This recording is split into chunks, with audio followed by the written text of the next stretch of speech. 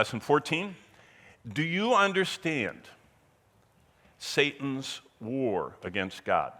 Because that's what the book of Revelation is all about. It's for just a minute letting you see, kind of like if you're reading the New York Times or anything, what's going on in the Ukraine. They're always, America, siding with the Ukraine. And so America is allowing our satellites to see what the Soviets, or the Russians, are doing, and they're feeding that to the Ukrainians. You all know that. We know it even better because that guy from Massachusetts, the National Guard guy, leaked all those documents in the gaming platform. So what we're seeing is not some leak of a National Guardsman. We're seeing a divine revelation from God's perspective, which is the only one that matters, of this war. And so that's where we are in our 14th class. We're still here in the tribulation. We covered last week Christ Church on earth, the last day.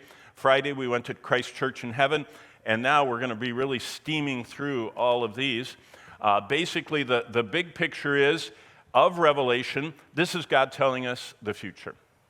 Now, you are unusually given the privilege as a Christian to know the future.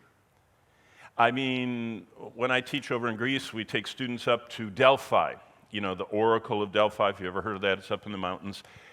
Oh, all the bigs and greats of history went there because all people, especially powerful ones, want to know the future. And Alexander the Great went there and was told something, and all the Caesars would go there, and the Lydian kings, and I could go on and on. It doesn't matter because you probably haven't even heard of half of them. But they all went there because they wanted to know the future. And the oracles would tell them something from Satan. How do we know that? Because Paul ran into someone trained by the Oracle of Delphi. He ran into him in Philippi in Acts 16. They were a demonized girl with a spirit of literally says in the text, the Python, which is the word for Apollo at Delphi. And she could tell fortunes. And she was one of these, but it was never accurate. It was partially accurate, like like fortune cookies. Aren't those kind of accurate once in a while? Something good will happen to you today. Well, it will, sooner or later, if you keep your fortune cookie long enough. So we are here, the church on earth. We're awaiting the moment in the twinkling of an eye to go to heaven. We sit with Christ, or we actually stand around his throne, and we're given our rewards. And then he launches the tribulation, which we're right in the middle of, culminating in Christ's second coming to rescue Israel, to set up his kingdom, where he rules on a nearly perfect, almost like heaven, earth, but the people don't go along with it. They rebel. He consumes them. They all are resurrected to stand before the great white throne. At the end, one of your memory verses, whoever's name was not found written in the Lamb's Book of Life was cast in the lake of fire. That's how chapter 20 ends. And then we have heaven, which is going to be very exciting on our last day that we share together. So back to why Revelation was written. Chapters 11, 12, and 13 were written to this group of people.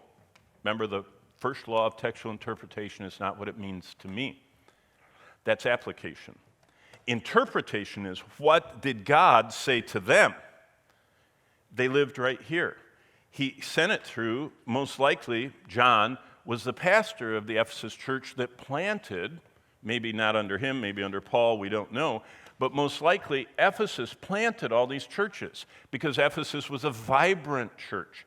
Eusebius tells us they had about 50,000 people in that church, and they were shipping them out and planting churches. But what was God communicating to these people that lived in the Roman province of Asia was this. He was saying to them, hey, when you're watching the Roman emperors, when you're watching all that's going on all over the world, do you realize, step back and see. It's kind of like Apple's announcing soon the new AI, VR, IR, I don't know all the different things the Apple headset's going to do, but they say it's going to cost $3,000 and it's going to be amazing. And people will put it on and they'll be able to see things, I don't know what, play games, I don't know what they're going to do. Did you know God offers, long before Apple and everybody else, Meta offered virtual reality headsets? God says, I'll let you see through my divine inspired goggles, as it were, the future. And you can see Satan's plans.